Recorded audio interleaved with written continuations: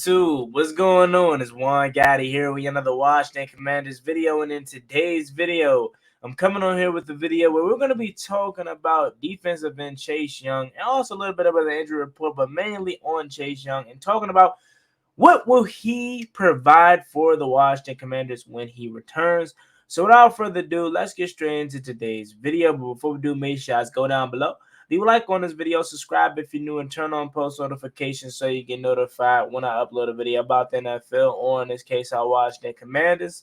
We're on the road to 5,000 subscribers, so please hit that subscribe button again if you haven't already. Thank you so much. Let's get straight into today's video. So let me say this, okay? Again, the Chase Young watch, it has to come to an end this Sunday night. Like, if he doesn't play this Sunday night, I'm no longer expecting him to play this year. I'm no longer making videos on, oh, Chase Young might play. No longer doing that, okay? You got my word, okay? Because if the knee isn't the issue and he's just mentally not ready, how they're trying to say it, that's the issue now. He got to play, bro. Like, he has to play. Again, the only way you're going to get over a knee injury or anything in life, you know, that you're scared of, is actually doing it. So the only way Chase Young is going to be able to get comfortable on that knee and realize that his knee is good is going out there and playing. Okay. Chase Young was talking. He had an interview at his locker, yesterday, and they basically was just asking him about,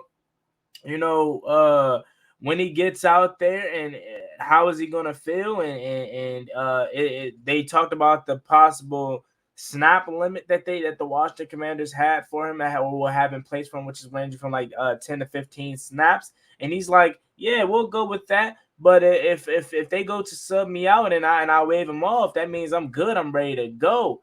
So Chase Young, in my opinion, from hearing what I said, from hearing what he's saying, is when he gets out there, okay, and he gets his feet wet, if he's good to go, he's gonna play, okay. And if it's a close game, it's fourth quarter, okay, and we need a big defensive play from one of these guys up front, and you think just because they went over the 15, they're going to go over the 15 snap limit, they're not going to put Chase Young out there? Like, if his snap limit is 15 and it's 3 minutes and 43 seconds left, and it's a huge third down, and if Washington could get off the field or possibly turn Daniel Jones into a turnover, or make Daniel Jones, force a turnover or whatnot, and Chase Young's on the sideline, you don't think he's not going to put him out there? Like, again, the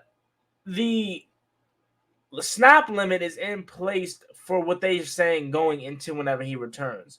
But when you get in the heat of the moment, the heat of the battle, that can very well go out the window.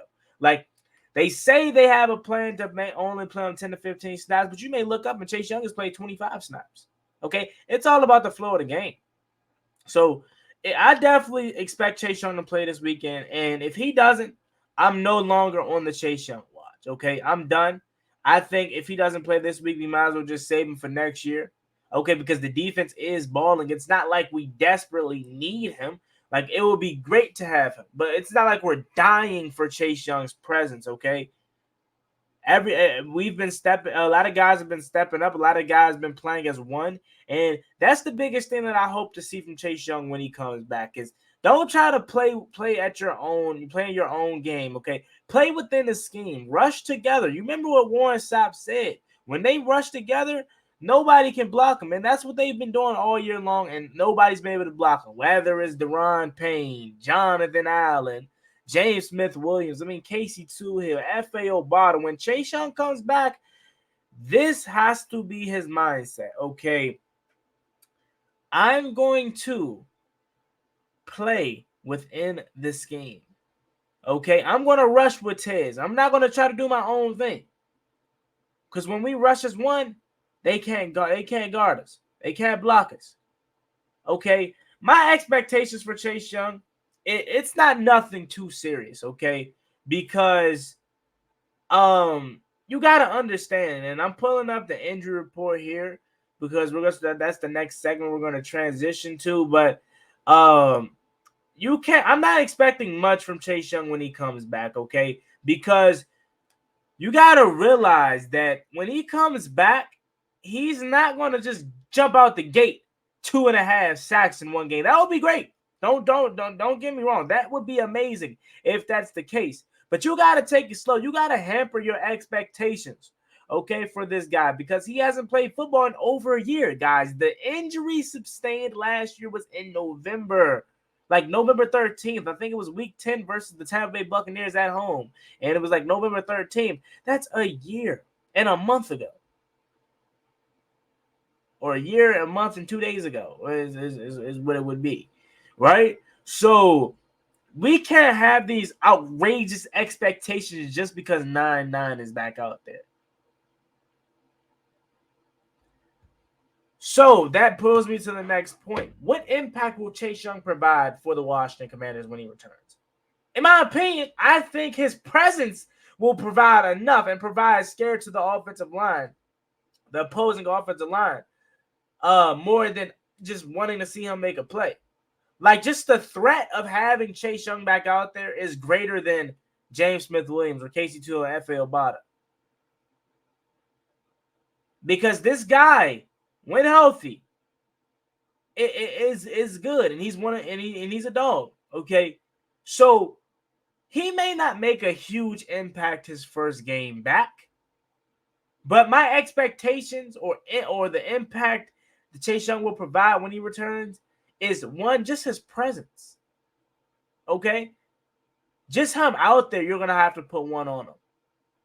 Okay, so if you got one on Chase, you try to double team Jonathan Allen. That's one-on-one for Tez and one-on-one for Big Pain.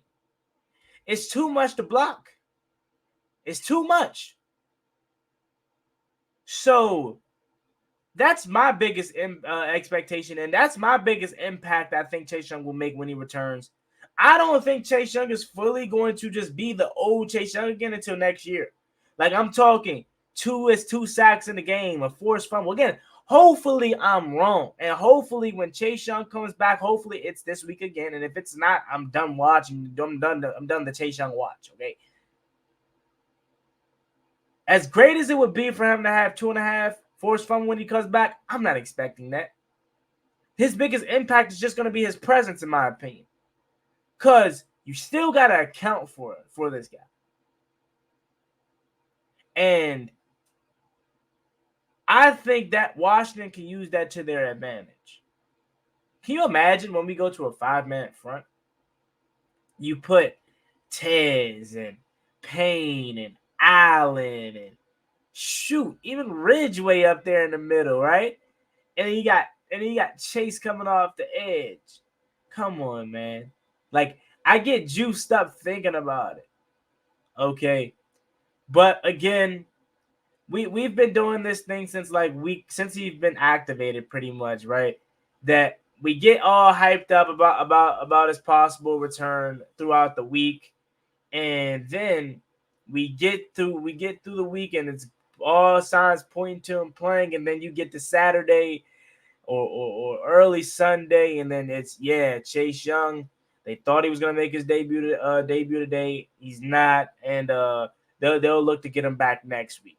Okay, I'm as much as I expect Chase Young to play, I'm fully preparing myself to hear that statement from Jay Glazer or Kurt Menefee or somebody, or Adam Schefter tweet 9 a.m. Sunday morning, right? I'm totally preparing myself to hear that kind of quote or story or news. But again, Washington has been taking it slight with Chase Young, has been taking it, day by day, week by week. I mean, shoot, bro, he was going to play in the Falcons game if he didn't get the flu. So that right there tells me that he's ready. That right there tells me he's ready.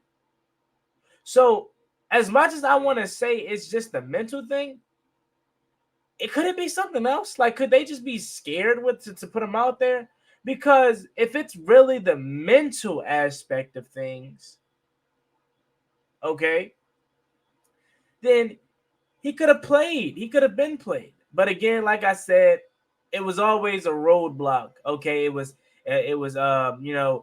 in Houston, it was the turf field. Okay, you don't want to put his knee out there in the turf field. Philly, he was just getting back really, and he wasn't quite ready for the Philly Monday night game.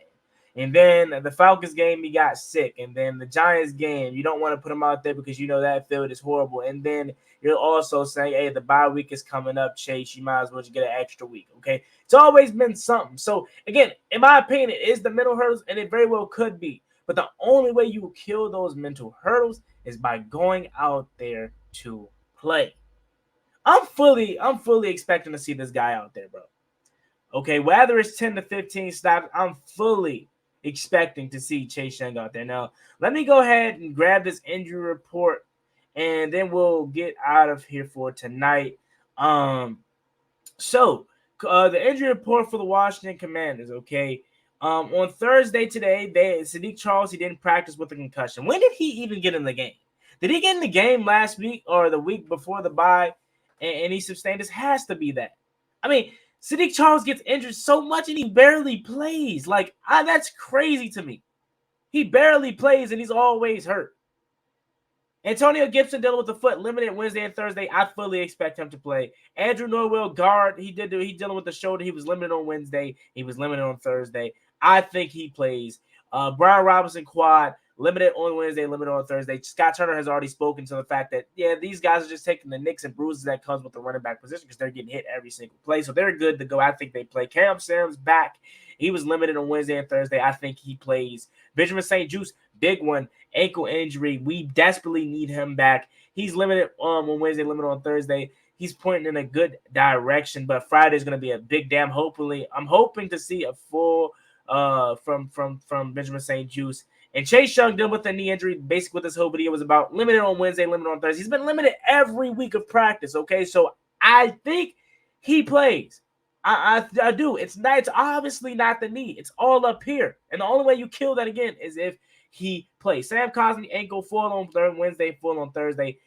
Let's go. Expect Sam Cosmi to play. He's good to go. Dax Milne, foot, limited on Wednesday, full on Friday, on Thursday. So that's good. That's a good sign that foot is getting better and no worse for the wear. Linebacker, Jamin Davis, thumb, limited on Wednesday, and he had a full on Thursday. That's great news because you remember he had surgery throughout the bye week. And James Smith-Williams, concussion, limited on Wednesday, full on Thursday. Same with Montez Sweat, limited on Wednesday, full on Thursday, dealing with the concussion. So that's good to go, okay? That means that they're ready, all right? And then you got last guy, Trey Turner, dealing with a knee. He's limited on Wednesday, full on Thursday. So we're getting Trey Turner back. You know, he had that knee injury in the Giants game. He's good to go, okay? So for the most part, Washington's injury report is clean and is in the best shape that it could possibly be. Biggest injuries for the Giants that are going to be out. Adoree Jackson, not out, but Adoree Jackson didn't practice for the second straight day. Josh Azedu, offensive lineman, didn't practice for the second straight day. Shane Lemieux, he didn't practice for the second straight day. Offensive lineman. Nick McLeod, illness, limited on Wednesday, didn't practice on Thursday. He probably plays. Daniel Bellinger dealing with the rib. He was limited both days. I think he plays. Richie James, concussion. He's dealing with a concussion. Did not practice on Wednesday, and he was limited today. I think that's trending in a direction that he possibly plays. Leonard Williams, big one, dealing with the neck. Remember, he sustained that neck injury against us the first time. He was limited on Wednesday and Thursday, so they're most likely they're not going to have him back. And Dexter Lawrence, Julian Love, both on rest, and they practiced today in full capacity, and so did Micah McFadden. So for the most part, both teams are coming in this healthy at least at this point of the season. Big thing out is going to be big guy is going to be out for them in Adoree Jackson. But other than that, like I said, they're pretty much healthy. So that's today's video. Let me know what you guys think about this video in the comment section down below. Leave all your Chase Young comments and opinions in the comment section. As always, it's me and Boy Juan Gotti. Like, comment, subscribe. Hail to the Washington Commanders. We're on the road to 5,000 subscribers. Please hit that subscribe button if you haven't already. I'm out. Peace. Cost me one time, that's gonna get you pop, get you driving.